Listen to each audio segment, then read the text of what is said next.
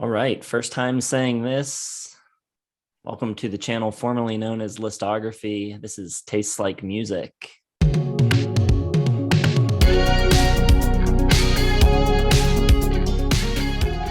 What's up, everybody?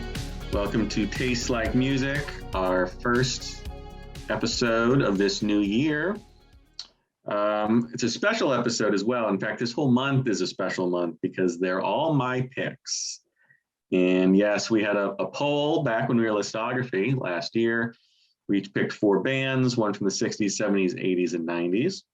And we didn't reveal who picked what, but we faced them off in a poll on our community page. And mine narrowly won. It was a good, tight race all around. Much like the 92 presidential race, there was 3 strong contenders. But in the end, I think it was probably my 70s pick, which will be coming next week, Fleetwood Mac, that put me over the top. However, today we were talking about my 60s pick. I went with the Mamas and the Papas, very influential 60s folk rock, pop band.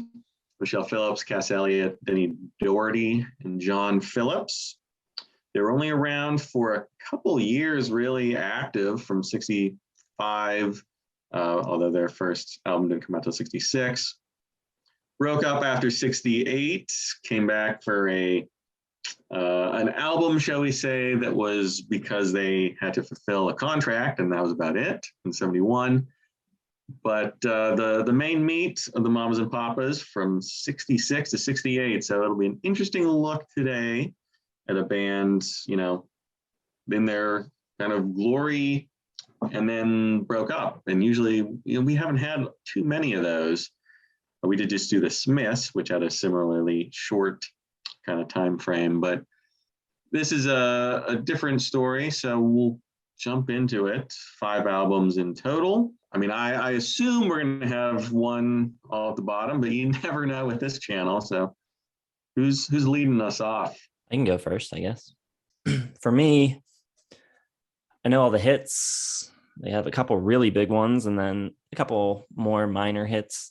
Familiar with all that stuff. Didn't really know the albums in full before this, so it was good to get into. I'm a big fan of this era of pop music, so I feel like they're albums I should know. Was glad to listen to them. The bottom for me, though, is People Like Us from 1971. This is the final record, the one that they made out of contractual obligation. I believe it was John Phillips that said it's the sound of 4 people trying to avoid a lawsuit. It comes 3 years after the original breakup in 68. It's much more R&B leaning.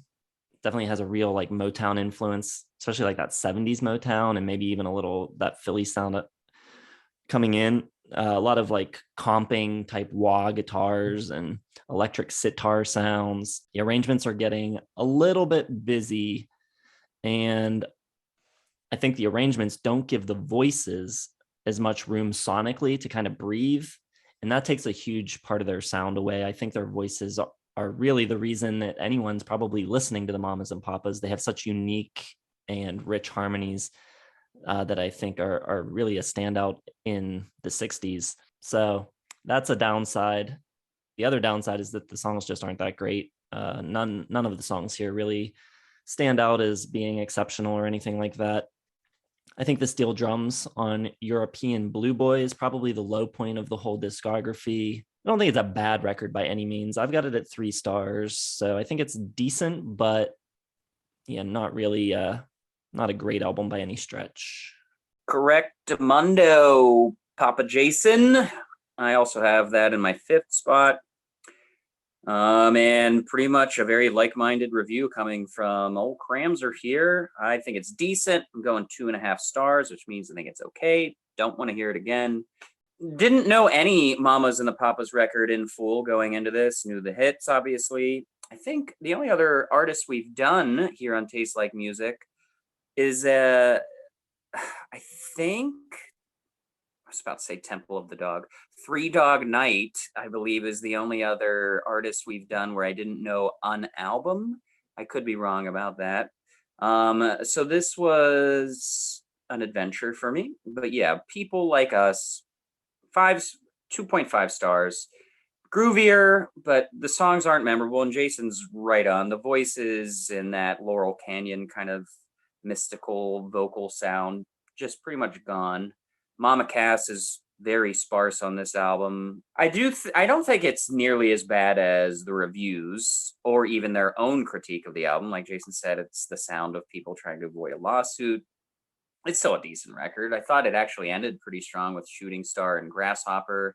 I really like that feverish sax on Pacific Coast Highway. But yeah, I don't really think in general songwriting or song selection is really their bread and butter. It is kind of just that cool dreamlike 60s mystique that they can pull off with their vocal sounds, and the way it's mixed always puts you in a really cool state of mind. But this one doesn't have it because it is a little more like, you don't get those backing vocals, you don't get that harmony, you don't get that sensation. It just seems like everyone's kind of taking their turn, and 2.5 stars is decent. People Like Us. Well, I knew the first two Mamas and Papas albums. I picked If You Can Believe Your Eyes and Ears in 66 as one of my top 5. And I listened to the other one from 1966, The Mamas and the Papas, but I too was unfamiliar with, 3 of their albums. So this is one of the discographies where I probably knew the least amount of stuff, but it just seemed like a good one to pick because, I don't know, like it seems like they should have been more popular based on their first album. So I kind of wanted to get the story of kind of what they did and what happened to them. At the bottom, I also have People Like Us. And Jason was right on everything except for it was Michelle who wrote in the liner notes of one of their compilations, I think, that, it was the sound of 4 people wanting to avoid a lawsuit. The lack of participation from Cass, Mama Cass, who was reportedly sick at the time, hurts it. It sounds a little thin. You don't get that like big female voice that can really elevate a track. And yeah, it's definitely R&B heavy, different players. It's not the Wrecking Crew. The playing is good on a lot of it. The bass on Snow Queen of Texas is great. And there's some decent tracks. Shooting Star, I think, is pretty cool. There's do-do-do-do-do backing vocals. Has a nice groove to it. But the lyrics aren't very good. And it does sound like a band sort of not really putting their all into it. I think it's decent. I have it at 3 stars. But it's not like the great album or anything. It's not one of those like hidden gems that was discovered later on. It's just sort of a little coda, a little afterthought for the band. All right, so we're in agreement at the bottom. We'll see how it goes from here. My number 4 is The Mamas and Papas Deliver, their third album from 1967. I think the problem with this record really is that the songwriting kind of slips here a little, I think. And I think it's, evident in the fact that it's really front loaded with covers. 4 of the first 5 tracks are covers. There's no covers on the second side. So like, why did you push all of the cover material to the front? Well, probably because the originals aren't very good. I do love the opener dedicated to The One I Love, which was a number 2 hit for them. I think their version of My Girl is surprisingly good, considering the weak version of Dancing in the Street on the previous album. So I think this is a much better attempt at Motown. Sing for Your Supper, really cool, strong lead vocal from Mama Cass. She sounds great on it. She sounds great usually when she's doing those big kind of show tune style songs. They do kind of an interesting twist on Twist and Shout, very slow, dreamy, with like twinkling keys and marimba. It's not my favorite, but I don't hate it. There's a really odd mix on Boys and Girls Together. I don't know if they were getting like too much in that Beatles heads. Let's be the Beatles and do all these crazy mixing tricks that the Beatles do, but does not work for them. They've got the drums entirely on one side, horn, like mariachi horns coming in on this side. At times, like one one side of the mix will completely drop out. It feels very lopsided in the headphones. At times I thought like my ear, like I went deaf in my left ear or something. It's a very strange sensation when listening on headphones. Stringman isn't great. Frustration is a 3-minute instrumental. It ends with John's music box, which is a minute of filler of just the sound of a music box. So side 2, not a lot great going on.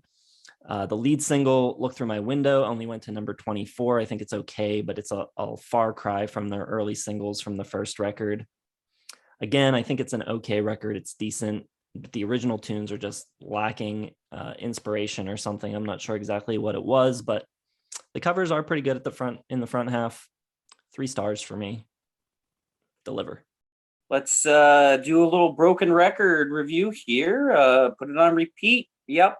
Deliver, my number 4, 2.5 stars, which for me is decent.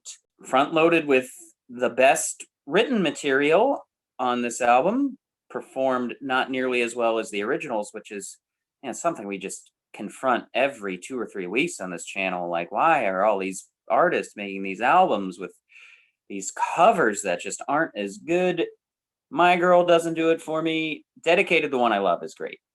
I also really like Creek Alley, which is an original. Twist and Shout is just terrible. Like, I think it's just like they were just fans of the song and said, how can we do this but make it different? And they said, well, let's make it dull and slow. Don't know why. It did absolutely nothing for me. And yeah, the mix on Boys and Girls Together. I, like you, I was en route somewhere, I think to work, and I had my headphones on. I've had my headphones that I travel with for a couple years, and the L and the R are like faded out or scratched off. So sometimes I've got to like take them out and be like, oh, okay. Probably did that about 15 times with this song because I was like, what is going on with this? I thought like I was checking the connection, like turning my Bluetooth on and off because I thought it was just like, this is just really stupid decision. Frustration, at first thought was kind of a cool instrumental, but then I was like, nah, this is just kind of boring. It's a nice breath of fresh air for this album. But the strength of some of the great songs like My Girl and Dedicated, the one I love, and Twist and Shout for kind of Sing for Your Supper isn't bad. At least hold it together for 2.5 stars for me. But yeah, there's not a lot here that even kind of invoke what you want from the Mamas and the Papas. So, it's a bit of a lousy record, but not quite as lost of the cause as Deliver or as People Like Us. But they're very close for me at the bottom. I really had to decide which one I wanted. So I didn't think it was clear cut. Number 4, 2.5 stars. Mamas and the Papas, Deliver. We are in agreement in our order. I also have Deliver as my number 4, but I have it a lot higher. I have it 4 stars. I think it's very good. I mean, I can listen to them sing pretty much anything forever.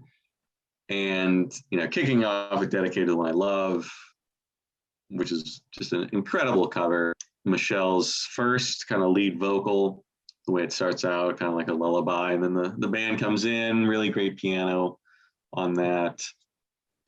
And I think My Girl, Sing for Your Supper, Twist and Shout are all really, really good covers. Twist and Shout kind of reminds me of something like Sonic Youth would do. Not exactly, but sort of like that lower fi, slowed down kind of change up, which I think is pretty cool. I think their cover of My Girl is amazing. And like Jason, I think their cover of Dancing in the Street is one of their biggest disappointments. So the fact that they could nail My Girl like that is pretty cool. And I like side 2. I think Look Through My Window is really good. Boys and Girls Together, weird mix, but I like the kind of mariachi stuff. I think Stringman's good. Instrumental, Frustration, pretty decent too. You got the Wrecking Crew on here, so the music's great. Hal Blaine, great drum work throughout. You're here though for the vocals, and I think the arrangement and everything on the vocal, the production is just top notch. So I like it a lot. So I put it 4 stars. I think it's great. All right. So I wanted to mention that I listened to the entire discography twice. The first time through, every single record was 3.5 stars for me. after the second time through, only one remained at 3.5 stars. And it's this one. My number 3 is the Mamas and the Papas, their second record. Really turbulent period for the band. It saw Michelle Phillips kicked out of the band, and then she was back in the band after she had an affair with Joe's boy, Gene Clark. She was briefly replaced in the band by Jill Gibson. Jill Gibson was the girlfriend of their producer, Lou Adler. Apparently, for a long time, it wasn't like clear which tracks she was on. Apparently, they've come up with a somewhat reliable answer that she's on 6 tracks on this record, and another track that made it onto the Deliver record. But I think it's interesting that one of the songs that she's on is Trip, Stumble, and Fall, which is a song that was co-written with Michelle Phillips. There was also a whole drama thing with the album cover where they took a new photo to put Jill in, and they cropped out Michelle, and then she came back, they retook a photo. I don't know. A lot of drama. And I think it comes through in the music a little too, where it seems like maybe a little unfocused. There's nothing here as magical as California Dreaming or Monday Monday.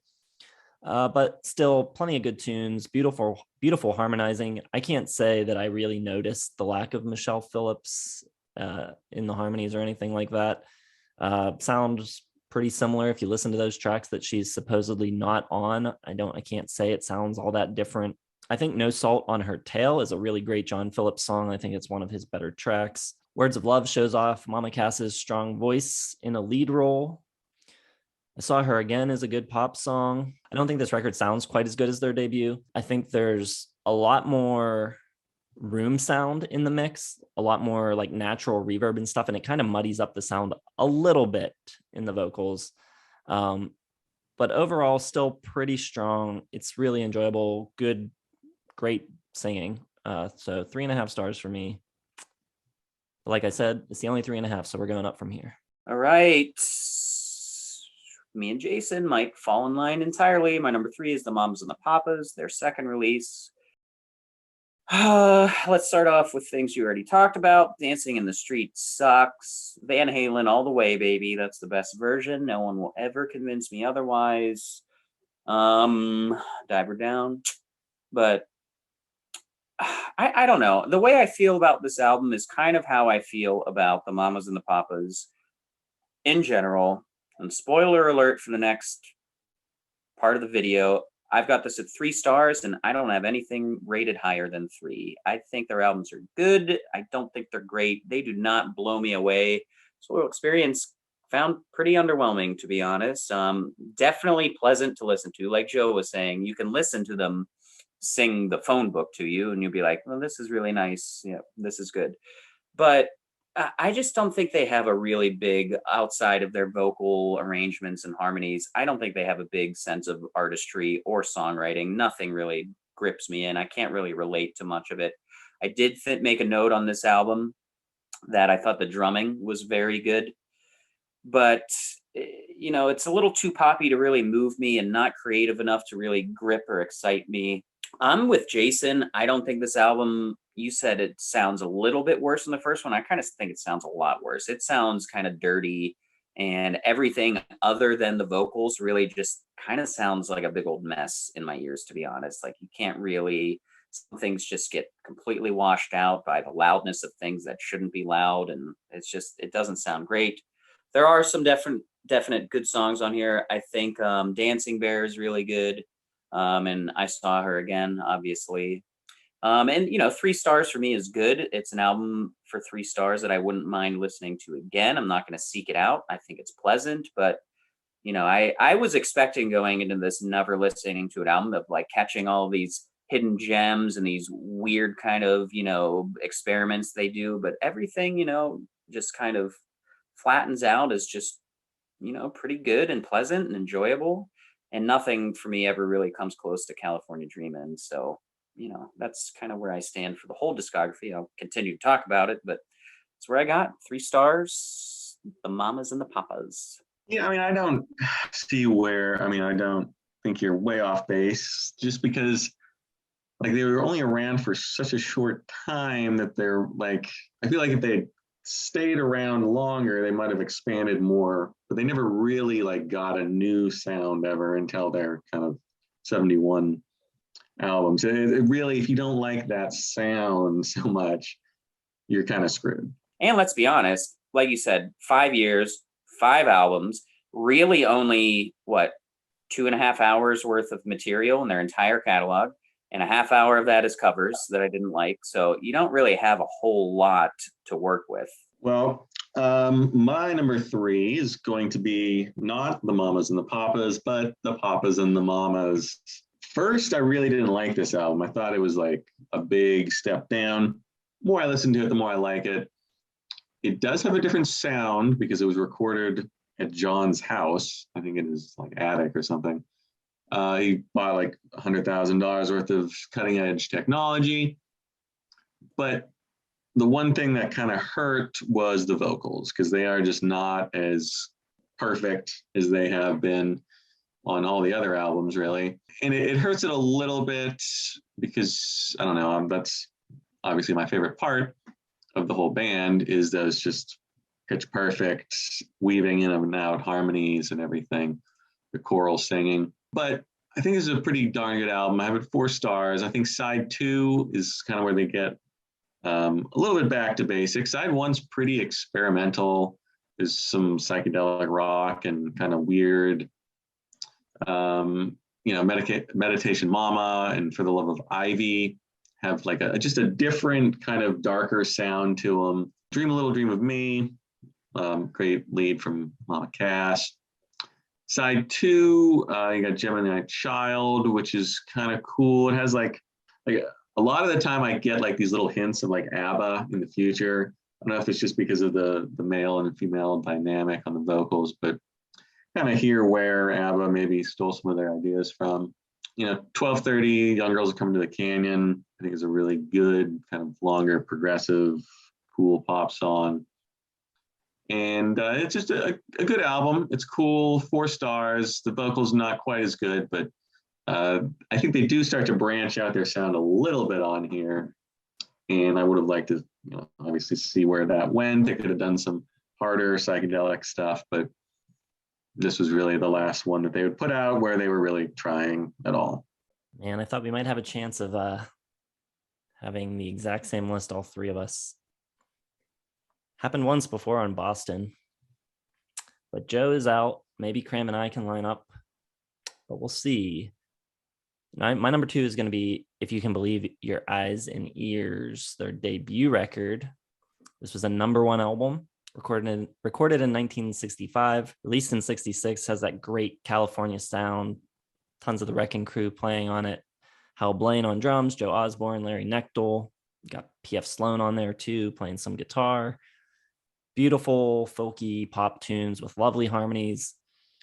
Just the tiniest bit of psychedelia that they're hinting at and kind of shining the way of sort of showing where pop music would go. And I also think there's just like the tiniest bit of darkness and kind of an edge to it. It's not all flowers and sunshine. I think the original material here is really strong, including their biggest hits, California Dreaming and Monday Monday. Straight Shooter and Go Where You Want to Go are both really strong too. Their cover of I Call Your Name by the Beatles is pretty decent. I do not care for their cover of Do You Want to Dance. I really, really like You Baby, which was written by P.F. Sloan, who plays guitar on some of the record.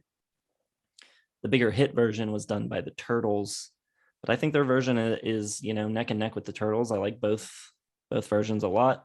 I think it's a really solid set with a few standout all-time great pop songs. I think Lou Adler's production is solid. It's very of the time, but I love the time, so I think it's great. It works. I think it's a 4-star record. Well, tastes like music to me. We are going to line up, buddy. I've got the debut at number 2, but just at 3 stars. I think it's good. Monday is great. Blissful. Good call. It's not all super, ear to ear grinning, sunshiny goodness. There is like a ghostliness to it. Like everything's a little bit kind of cautionary. which is nice because it fits into, the social ideas of the time. And you got, that I think this is the best sounding record for sure. For sure. You get that great Laurel Canyon vocal sensation all over it. It's like sun-dried, barely psychedelic pop. I like the Beatles cover a lot, actually. I like the cover of Spanish Harlem. One of my favorite renditions of Spanish Harlem, actually, which I think is great. I do think it kind of tails off toward the end. Hey Girl, You Baby, the In Crowd are all decent, but not as sharp as Getting California Dreamin' and Monday, Monday, and I Call Your Name. So yeah, I think solid is the best way to put it, with some, sparkling gems like California Dreamin', Monday, Monday. But, nothing really blows me away for what I'm looking for personally, but I do think it's good. 3 stars. Number 2, if you can believe your eyes and ears. I almost can't believe my ears that you would have that number 2. That's interesting, considering your love for at least California Dreaming. So must have been pretty close anyway. My number 2, I'm going with the second album, the sophomore effort, also from '66, the Mamas and the Papas. I feel like maybe, I don't know, Michelle Phillips had already had an affair with Denny Doherty, who's in the band, lead singer. Gene Clark affair came, I don't know, it was after the recording or during, or what part, if the songs had already been written or not. But there is sort of like a meanness to this one. The lyrics all over the place from John Phillips, I feel like. No Salt on Her Tail, Trip, Stumble, and Fall. I Saw Her Again, That Kind of Girl. All kind of like, I don't know, there's like this mean darkness, like he knows he's kind of writing his own character and, his foil, Michelle, his wife, who's cheating on him with a bunch of dudes. But I think the vocals are still great. I think it's a little harder, a little tougher. A song like I Saw Her Again, I think just the arrangement on the vocal parts is just one of the best things I've ever heard. It was really close to making my list in '66 ahead of California Dreaming, but it didn't for Songs of the Year, our weekly series. I think the only thing that holds this one back, Dancing in the Streets, pretty lousy as a cover. And it's weird because they do some covers so well, and then other covers it's just like total fall flat on their face. So for every My Girl, there's a Dancing in the Street, and for every dedicated to the one I love, there's some other good stuff. So, I mean, My Heart Stood Still, which is a cover, is pretty good. That's kind of an old Broadway tune. So maybe, I don't know, it doesn't make any sense because they can do Motown good and bad. They do a great Beatles cover on the first album, so I don't know. But the weird talking and the voices at the end of Dancing in the Street is just like, what were they thinking on that one? But I think the album's great. I think the vocals are great. I think the production's good. It may be a little more echoey than the debut, but I still think it's all sounds great. So I got a 4.5 stars for the Mamas and the Papas.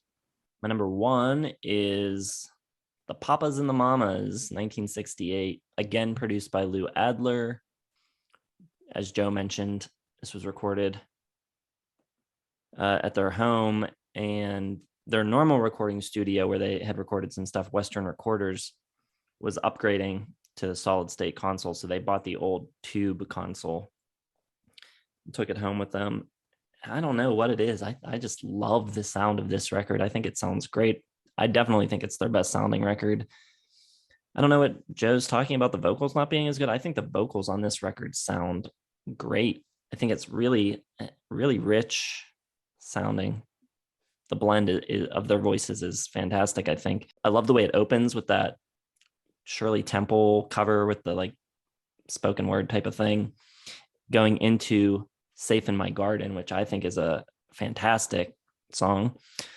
John Phillips also gets his first lead vocal feature on this record on Meditation Mama. Also on this record, you find Mama Cass Elliott's, maybe what a lot of people consider her signature song, doing Dream a Little Dream of Me, which was first recorded by Ozzie Nelson in 1931. Just a lot of good songs. Like I said, I love Safe in My Garden, Mansions. There's some really like gnarly, heavy, fuzzed out guitar on Gemini Child, which is really cool.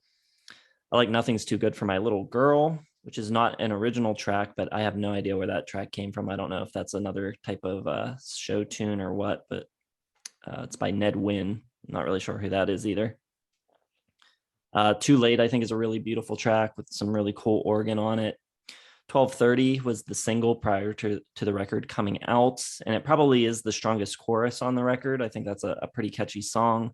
It's not like the level of California Dreamin' or Monday Monday or anything like those big hits, but I think it's a strong pop tune.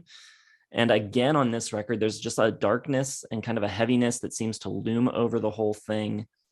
But I think it works in its favor. I think it really works in the favor of the records on the debut and on this record, where on the two records in between, I think it kind of hinders them and kind of makes them feel a little out of sorts.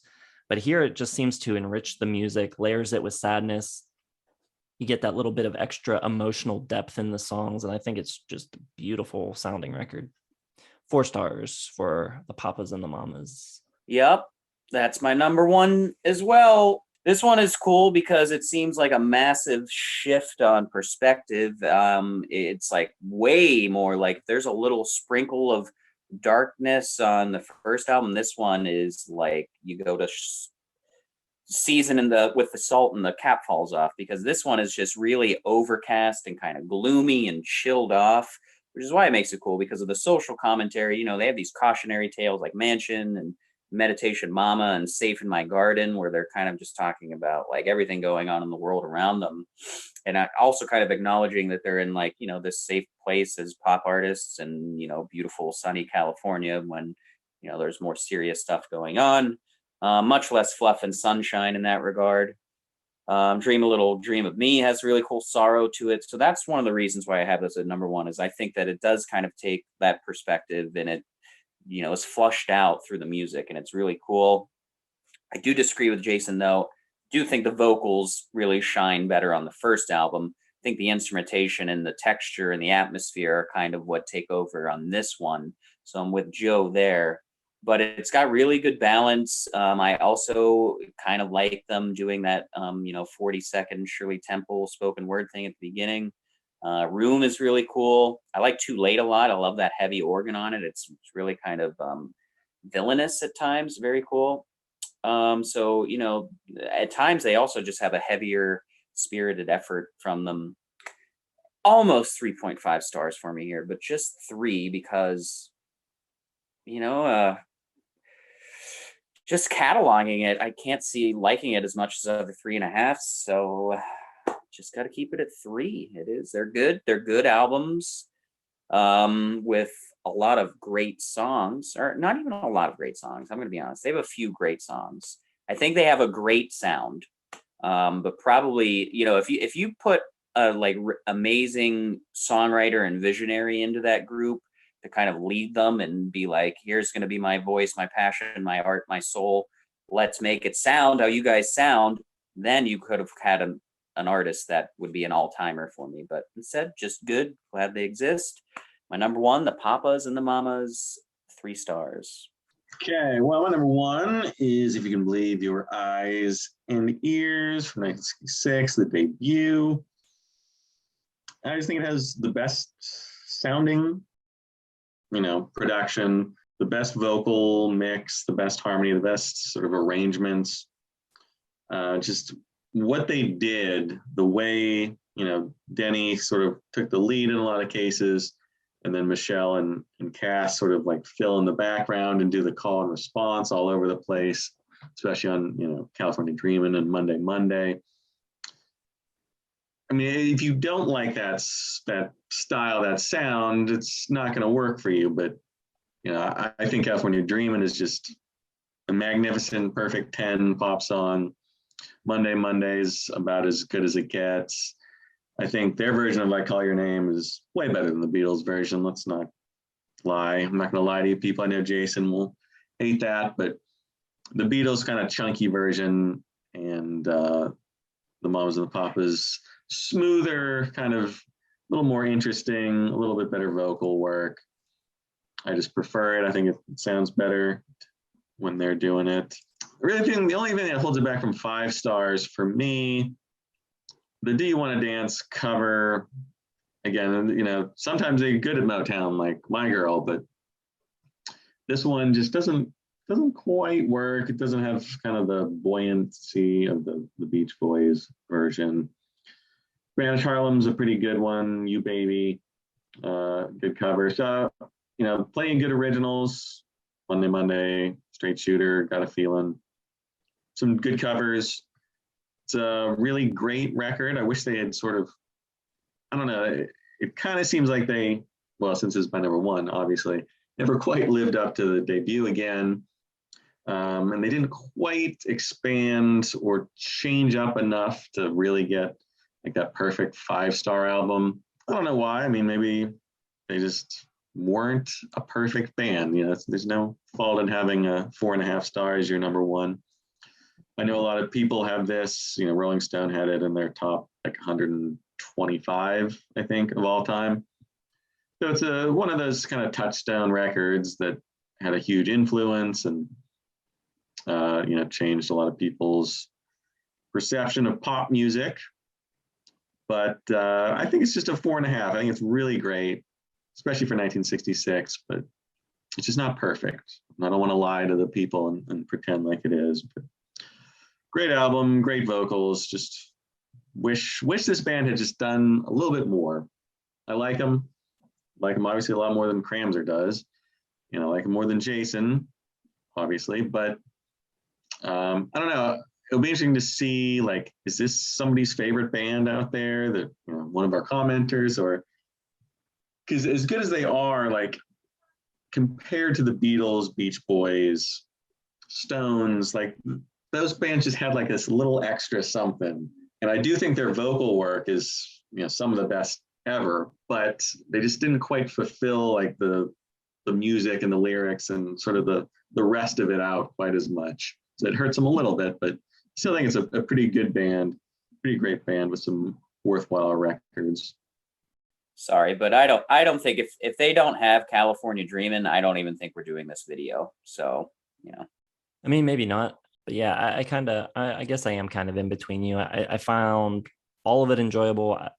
Records that I could throw on anytime and listen to them and be perfectly content listening to them. But I don't know how often I'll actually do that, because the hits and the songs that you know are probably the best songs. All right. Well, it sounds like we've reached the conclusion of this episode. Talked about these 5 albums for a good 45 minutes. We really filled it out, just like we did on Listography. No changes here on Taste Like Music. So give us your thoughts, leave your comments, leave your ranking in the comment section. You know, are you a big fan? Is this your favorite band ever? Or what we saying like sacrilege here? Or, you know, I think we got this band pretty right as far as our rankings and everything goes as well. So like the video, subscribe to the channel. If you were subscribed before as Listography, you are still subscribed as Taste Like Music. No worries there. But if you're a new viewer, haven't subscribed yet, hit the button, hit the bell for notifications.